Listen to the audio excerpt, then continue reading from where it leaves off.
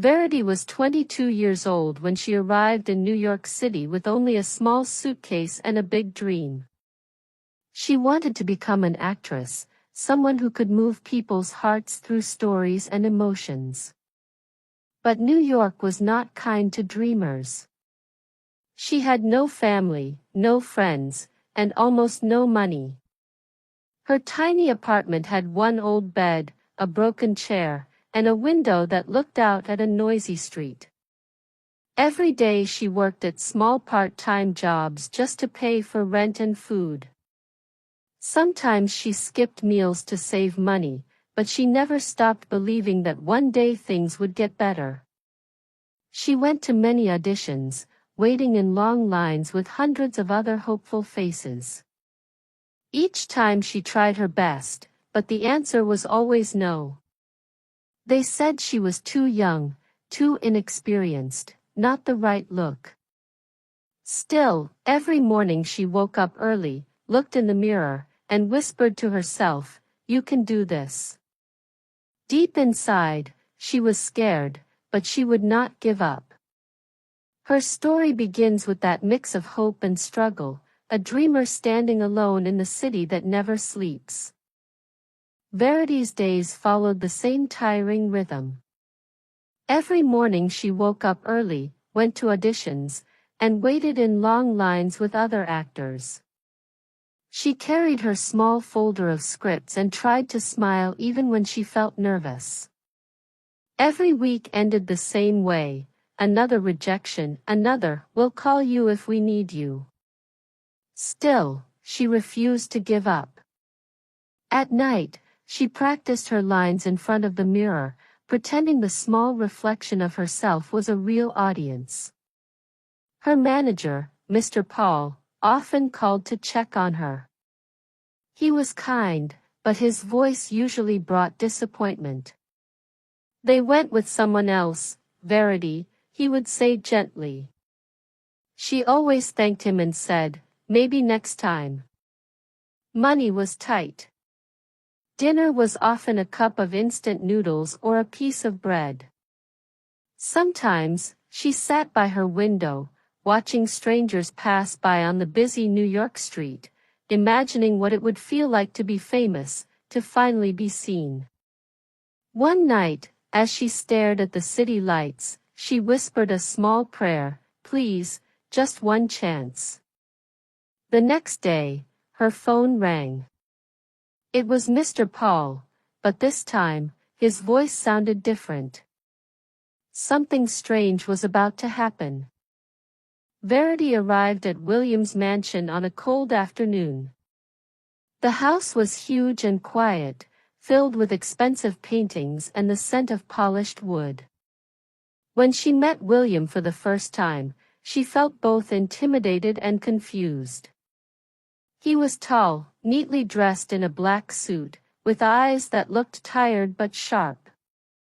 He studied her for a moment and said calmly, "I am not looking for an actress for a film. I am looking for a wife." Verity's breath caught. "A wife?" she repeated, her voice trembling. William nodded. "You will live a comfortable life. You will have everything you want, clothes, food, freedom from worry. You only need to stay by my side and follow my rules."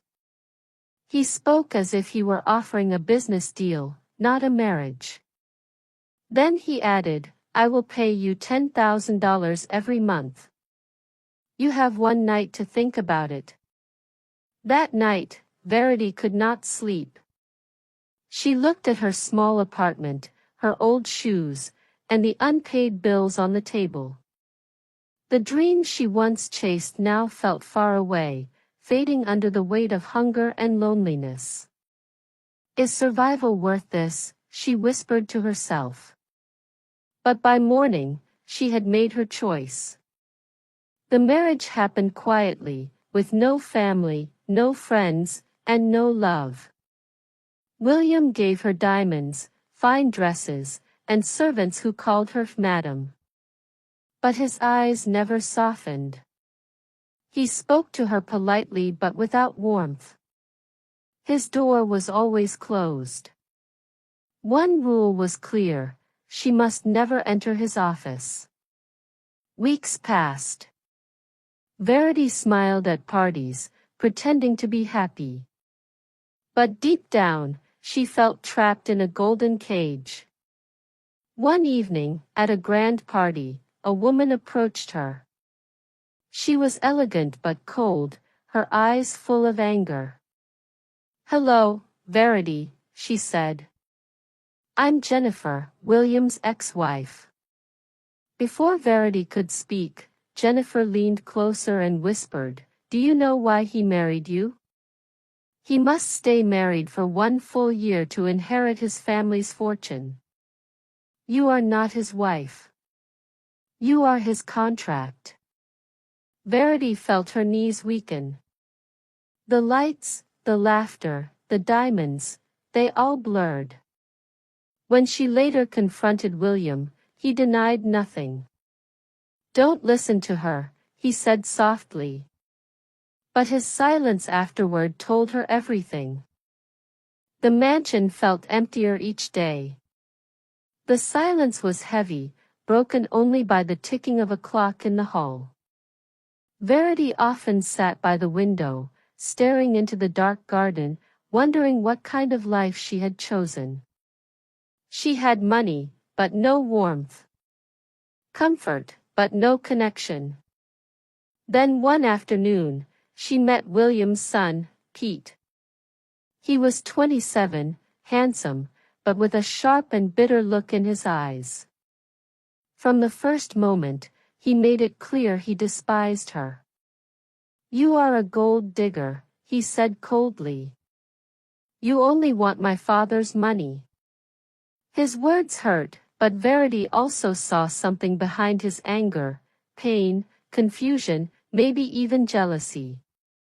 Whenever they met, they argued. But slowly, their conversations changed. Pete began to talk about his mother, about how she suffered after William left her. One day, he said something that stayed with her: "My father is hiding something about your past. You deserve to know." That night, Verity could not stop thinking about his words. When William left for a business meeting, she walked to his locked office. Her hands shook as she turned the handle. To her surprise, the door opened. Inside, the room smelled of old books and secrets. She opened drawer after drawer until she found a small wooden box. Inside it was an old photograph. A young woman stood beside a younger William, holding a baby in her arms. The baby's face looked familiar.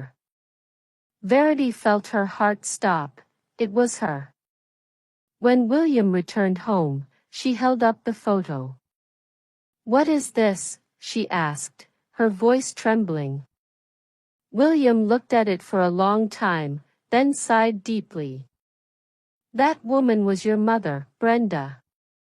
She was an actress like you. She died when you were 2 years old. Before she passed, I promised her that I would take care of you." Verity's hands shook. "You married me because of a promise?" "Yes," he said softly. "But I never meant to hurt you. I thought I could protect you. I thought giving you comfort was enough." Tears filled her eyes, not just from sadness, but from confusion. Everything she believed was collapsing. Pete's warning echoed in her mind, but she no longer knew who to trust. Later that night, William came to her room.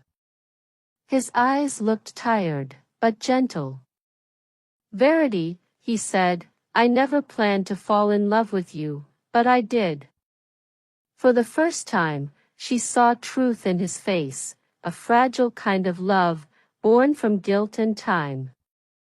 Now she had to decide: would she stay for love, or walk away from a life built on lies? The day of their one-year anniversary feels different. The house is quiet, filled with the weight of unspoken words. Verity stands near the fireplace, holding the marriage contract that once defined her life.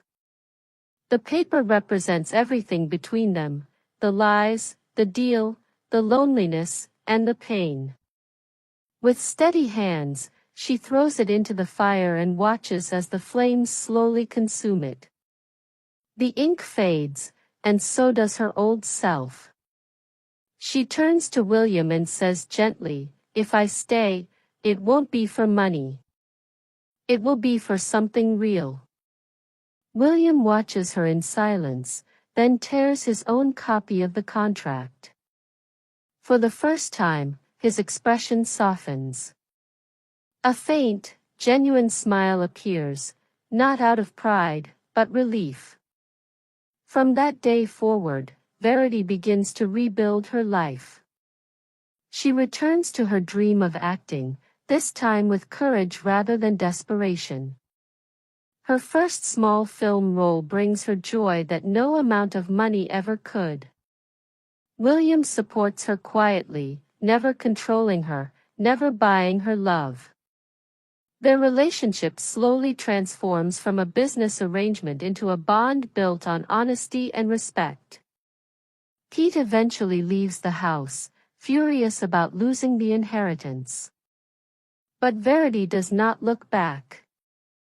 Standing by the window one morning, she realizes she finally feels free, not because she has wealth or fame, but because she has reclaimed her own life.